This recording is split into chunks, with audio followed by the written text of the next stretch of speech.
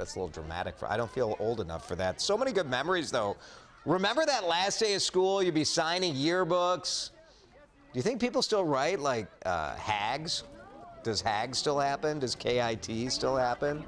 Did you love the last day of school, or was it kind of a sad day because you had to leave your friends for the summer? What was the best thing you ever signed in somebody's yearbook? Leave a comment on the WCCO Facebook page. We'll read through some of your good ones in just a minute. Cole is over there monitoring all of that. Let's get you updated on the news. Boy, what an emotional ceremony in the early morning hours from the beaches of Normandy on this, the 75th anniversary of D-Day. D-Day, the beginning of the liberation of Europe, the beginning of the end of World War II. Thousands of American troops and their allies storming those beaches of Normandy, France to take on the Nazis. President Donald Trump spoke at a commemorative event in Normandy, France this morning. You are among the very greatest Americans who will ever live. You are the pride of our nation. You are the glory of our republic, and we thank you from the bottom of our hearts. Of the more than 16 million Americans who served, fewer than 500,000 are still alive. I mean, you just do the math. If you were 20 years old, you're 95. So our tribute goes out to all of those who fought in D-Day in World War II. First, it looked like lightning, then it looked like arson, but now prosecutors are saying that the fire that destroyed the pavilion with Lolas on the lake was an accident. Take a look at the surveillance video. It shows 23-year-old Nua Elmi right near Lola on the lake, on Lake Bade-Makaska.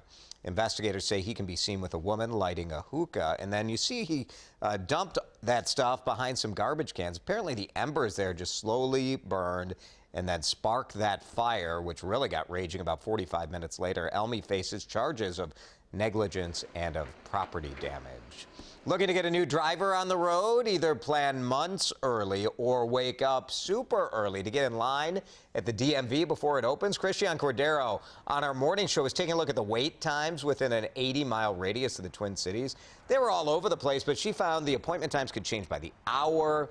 So you're trying to make an appointment. You got to wait a long time to do that, or you line up like this. People showing up anywhere from midnight to 4 in the morning just to have a chance at walking in. If you come any later, they don't take any more walk-ins later. And, you know, being a walk-in, you got to be here early to get, that first spot. You know, it's not the most convenient. It's not totally terrible. We get a little time to visit. I guess but it's very inconvenient because he does have school later today, too.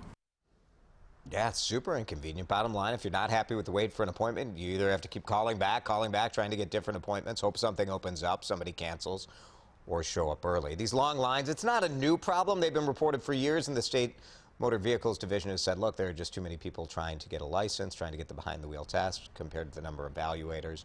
We wanted to ask them more about that, but they denied our request for an interview.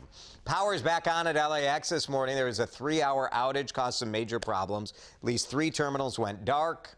Thousands of passengers stranded in those terminals and on their planes. Southwest and United canceled or delayed dozens of flights. Isn't this weird to see the whole airport dark? Outage did affect other areas of the airport, including those iconic colored pylons that greet you as you drive into LAX. Some good news if you are planning a summer road trip. It might cost you a little bit less to fill up. AAA expecting gasoline prices to drop at least 10 cents in the coming weeks. Experts attribute that drop to cheaper crude oil prices. In Minnesota, we're paying about $2.68 a gallon on average. That is down about 7 cents from the last time we checked a month ago. A mom in Alaska wants to make sure other moms never run into a diaper emergency with their babies. Jasmine Smith invented a vending machine for baby products. This is brilliant. Baby Vend dispenses diapers, changing pads, pacifiers, all the stuff you forget when you're traveling with your kiddo. First one already in use at the Anchorage airport. Jasmine says she came up with the idea while traveling with her babies, and, well, she forgot the diapers at home. A Twin Cities teenager has quite the fishtail to tell, and, well, this one has the benefit of being true. Take a look at your screen. Soren reeled in this 45-inch muskie from Lake Harriet in Minneapolis. Look at everybody standing there watching this. Look at that muskie. Soren is just 14. He hooked that lunker right near the band shell. Now, he is about 10 inches shy of the state record. That's a heck of a fish to pull out of Harriet. His friend snapped this picture before he released that monster back into the lake. Very cool. Let's get back to today's talker. Last day of school for so many kids throughout the Twin Cities. What are you writing in their yearbook? What are you feeling if you're a kid today? I've seen a lot of Instagram posts from young kids as they have that last day of school. Cole is WCCO's digital guy. Yeah. Cole, what are people saying online? Yeah, we have Melissa saying, I was ecstatic about the last day of school being as I work for the Brainerd School District. I'm off work. And we have Judy saying, I was always sad for the last day of school. Where else could you see all of your friends in one place? I was always kind of sad for that last day, too, because we would go away for the summer. Growing up, we had a cottage that we went to, not like a fancy cabin like a lot of people have around here, but like I had summer friends, but you missed kind of your school friends. Exactly.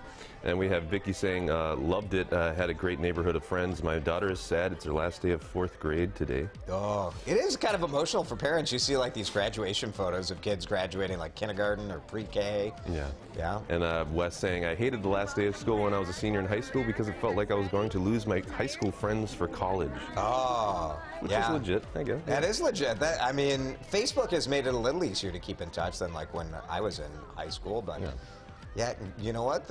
I hate to be real with you, but you are going to lose those friends probably, right? Yeah. I still have, well, this is Minnesota.